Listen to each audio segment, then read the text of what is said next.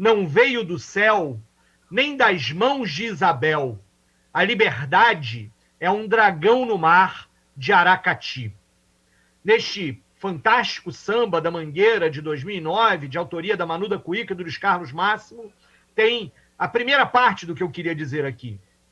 A gente tem sempre que lembrar que a abolição da escravidão, que o 13 de maio, foi, na verdade, o final de um longo processo de lutas dos abolicionistas, de uma série de movimentos e lutadores e lutadoras que, ao longo do Brasil, abominavam a escravidão, denunciavam a escravidão como algo a ser extirpado, ao ser abolido na sociedade brasileira. A referência que o samba faz ao dragão do mar de Aracati, aos jangadeiros cearenses, né, ao Chico da Matilde, das suas lideranças, que organizou lá, né, os jangadeiros que se negaram a trazer para o Rio de Janeiro africanos que lá eram escravizados para serem vendidos no tráfico interno, depois que o tráfico internacional de escravos havia sido proibido no Brasil, né?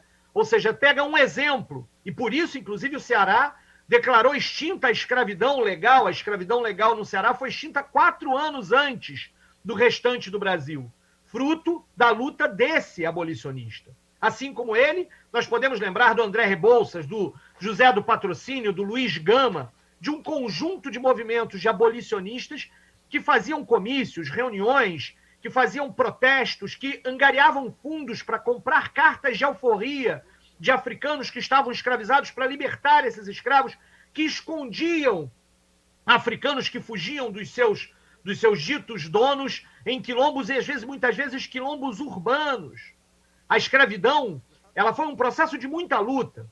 Leis que foram decretadas nos parlamentos, então, do Império Brasileiro, foram leis, muitas vezes, para retardar o final da escravidão, mas também fruto de respostas a essas lutas. Foi assim a chamada Lei do Ventre Livre, promulgada em 1871, que dizia que as crianças nascidas dos ventres escravos de mães escravizadas, né, se tornariam livres, mas, ao mesmo tempo, nesta lei estava embutida uma reivindicação histórica do movimento abolicionista de que a compra, né, do título da alforria não poderia ser negado mais pelos supostos donos daqueles escravos. Portanto, é um processo de muita luta. E o 13 de maio é apenas o culminar dessa luta. A cidade do Rio de Janeiro, inclusive, viveu uma festa, falam, né, jornais da época falam num verdadeiro carnaval na cidade do Rio de Janeiro, no pós-13 de maio.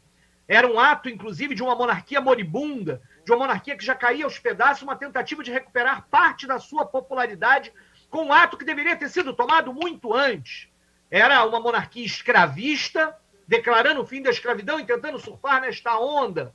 Portanto, a abolição da escravidão, o 13 de maio de 1888, foi, sem sombra de dúvida, um momento importante, histórico.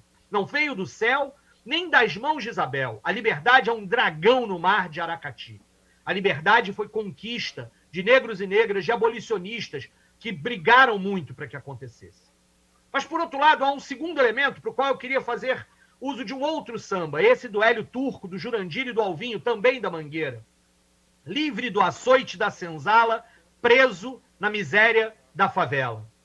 A constatação sobre qual foi o resultado imediato da própria abolição, quais foram os limites da abolição. Caro professor Célio Luparelli, a lei da abolição da escravidão é uma lei que é fácil de decorar, né? Já que ela tem apenas 2 artigos. Está extinta a escravidão no Brasil, revogam-se as disposições em contrário. Né? Todo o debate que então se fazia do ponto de vista de que esta deveria ser uma lei que pensasse também em formas de integração do negro à sociedade brasileira de alguma forma, e que se discutisse, por exemplo, a posse de terra para aqueles que então seriam ex-escravos, né? Mas é verdade que, livre do açoite da senzala, preso na miséria da favela, permaneceram os então, né, cidadãos brasileiros, cidadãos que haviam sido escravizados durante 300 anos e para os quais pouco ou nada se fez para que, de fato, este processo cruel, esse processo covarde da escravidão tivesse, sem sombra de dúvida, a reparação. A escravidão é, portanto, uma instituição que estrutura a sociedade brasileira. Não só porque durante 300 anos este país viveu com a escravidão legalmente formalizada, como depois disso ela seguiu não só na mentalidade de grande parte dessa sociedade, a mentalidade escravista, que tem um substrato racista muito forte, há uma permanência da mentalidade escravista, mas também como forma de que as políticas de reparação desses 300 anos de crueldade, de exploração, de escravidão, não foi feita. Em parte, vereadora Tereza Berger, né, essa não reparação e essa mentalidade escravista tinha um substrato racista com algo que na literatura histórica passou a se chamar de haitianismo, né? O medo das classes perigosas, e tem este nome por conta de uma revolução acontecida no Haiti em 1835, não, perdão, 1835 é nos Malês, muito antes, no final do século XVIII, uma revolução escrava que criou a lógica de um medo na classe patriarcal, nos senhores de engenho, nos senhores, dos proprietários de escravos, de que revoltas como essa aconteciam. É esse medo que faz com que parte dos senhores escravistas acabem aceitando este processo lento de final da escravidão. A lei Eusébio de Queiroz, aquela que pôs fim ao tráfico internacional de escravos, ela foi claramente justificada pelo próprio Eusébio de Queiroz no Congresso, então Congresso Imperial, dizendo isso. Dizia que era preciso que os proprietários tivessem medo, porque o excesso do remédio às vezes traz a morte. E a morte que ele dizia eram as revoltas escravas, então acontecendo em larga medida nas plantações de café, aqui nas regiões de Valença, Vassouras, aqui no Vale, no chamado Vale do Paraíba. Tudo isso tem que nos levar a pensar alguma coisa, né? O medo, a não integração do negro na própria sociedade, a não reparação, a permanência de uma mentalidade escravista, a permanência de uma determinada mentalidade com que faz com que as nossas classes dominantes, com que os privilegiados e poderosos de sempre olhem para as classes trabalhadoras sempre com muito medo ou desprezo. Este é um elemento importante de permanência que nos faz pensar sobre coisas que acontecem no nosso dia a dia. Como é que a gente pensa o que aconteceu no Jacarezinho na semana passada a partir disso? É muito curioso pensar que a favela do Jacarezinho foi tida, e é tida por vários estudiosos, como a maior favela negra do Rio de Janeiro e, por consequência, uma das maiores favelas negras do mundo. O Jacarezinho, ali ocupado por volta dos anos 1920, né, ocupado como favela a partir dos anos 1920, com ocupações irregulares, o território do Jacarezinho fazia ele próprio parte de um dos engenhos que compunham o território do Rio de Janeiro. Engenho da Rainha, Engenho de Dentro, Engenho Novo, nomes que ainda estão entre aqueles que nós falamos, dos bairros que nós visitamos e representamos. O Jacarezinho, sem sombra de dúvida, representava a perspectiva da moradia precária, da falta de condições que o poder público, que a própria sociedade deveria se organizar para garantir com dignidade a todos os trabalhadores. Ali, uma favela formada, inclusive, em torno de um parque industrial, que depois, ao entrar em crise, faz com que a crise social aconteça e acometa muitos que estão lá. E o Estado e o poder público segue pensando, né, esses territórios, os territórios favelados, os territórios negros e periféricos, como territórios formados por aquelas pessoas que precisam ser desumanizadas para se justificar a barbárie que se comete contra elas. Eu acho que, da mesma forma como os proprietários escravistas, os senhores e os privilegiados do século XIX tinham que desumanizar aquelas pessoas que estavam nas fazendas, plantações e cidades porque eram escravizados e barbarizados o tempo inteiro, uma parte da nossa classe dominante, uma parte dos nossos meios de comunicação, uma parte dos poderosos que destilam ódio nas redes sociais, que destilam ódio, precisam desumanizar aqueles que hoje vivem no Jacarezinho. Inimigos desumanizados justificam a violência, naturalizam a violência. Naturalizam a violência de tal forma que nós tivemos aqui vereadores incomodados quando a gente pediu 1 minuto de silêncio por todas as vítimas daquela chacina, daquilo que aconteceu por todas, pelo policial e pelos outros cidadãos que morreram naquele momento. Porque a gente tem que desumanizar o outro para justificar uma violência sobre a qual a gente não está incomodado ou está muitas vezes justificando. Precisa, ao destilar o ódio, desumanizar aqueles que são feitos como inimigos. Por isso, inclusive, eu me policio até hoje, porque isso faz parte, inclusive, do racismo que a gente vai desconstruindo dentro de nós a partir daquilo que o movimento negro nos ensina, para não mais falar dos africanos que foram escravizados meramente como escravos, porque a gente acaba denominando aquelas pessoas pelas condições às quais elas foram submetidas por aquela relação social.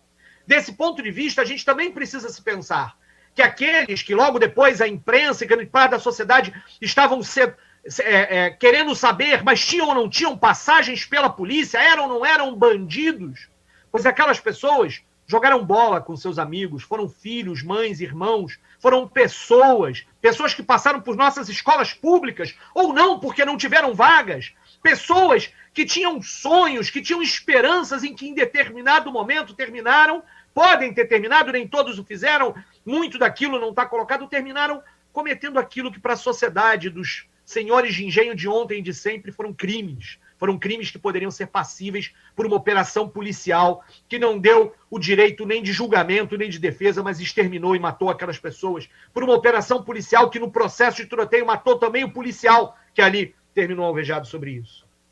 Nesse processo, dizer que a gente não vai dizer nenhum minuto de silêncio por essa tragédia, que é uma tragédia histórica e social, da permanência de uma estrutura que organiza a nossa sociedade, que é a escravidão e a mentalidade escravista, diz muito mal de todos nós. Eu quero dizer claramente que ninguém que mora no Jacarezinho deve ser considerado bandido por morar no Jacarezinho, assim como ninguém que mora no Vivendas da Barra deve ser considerado bandido por viver no Vivendas da Barra. Era essa a discussão que talvez o vereador Carlos Bolsonaro não tenha entendido na fala do vereador Chico Alencar na última quinta-feira. Que ao dizer que ninguém pode ser condenado por ser vizinho de alguém que está criminoso. Essa era uma questão absolutamente normal. Mas diante disso tudo, vereadora Tereza Berger, vereador César Maia, vereadora Helena do Carmo, vereador Célio Luparelli, diante disso tudo, o que nós precisamos? Eu não tenho dúvida de que nós precisamos de uma nova abolição. Precisamos de uma nova abolição. Uma abolição que entenda a tragédia que nós vivemos da nossa sociedade, incapaz de resolver a brutal desigualdade social, que a uns dá privilégios, de milhões e milhões e milhões, os milionários cresceram durante a pandemia, e a outros nós estamos condenando a morrer de fome. Nós precisamos entender qual é a abolição necessária, e sabe, nós vamos entender, novamente, não a partir da perspectiva dos palácios do poder, não a partir da perspectiva das princesas Isabéis que hoje existam entre nós, mas novamente será a partir dos movimentos populares, dos movimentos sociais, que hoje estarão na rua. Que hoje estarão na rua em muitas cidades, que hoje já estão nas ruas. É preciso aprender com eles. É preciso se somar a essas pessoas. É preciso se somar ao tempo inteiro pensar que políticas públicas devemos fazer, não para simplesmente abolir a escravidão, mas para garantir direitos humanos a todos. Direitos de cidadania a todos e todas. A favela, senhoras e senhores, não é território inimigo, como a senzala não era o lugar onde estavam aqueles seres que não eram humanos. Eram seres humanos que ali estavam. A favela não é território inimigo a ser ocupado, não é território inimigo a ser ocupado por alguém que se acha homem e cidadão de bem contra os bandidos, pobres, negros, periféricos. A favela é lugar com o qual a gente tem que ter dignidade e entender que lá são cidadãos com direitos, com aqueles que precisam ser vistos disso, que querem escola, que querem saúde, que querem cultura, que querem lazer, que querem sonhos, que querem futuro.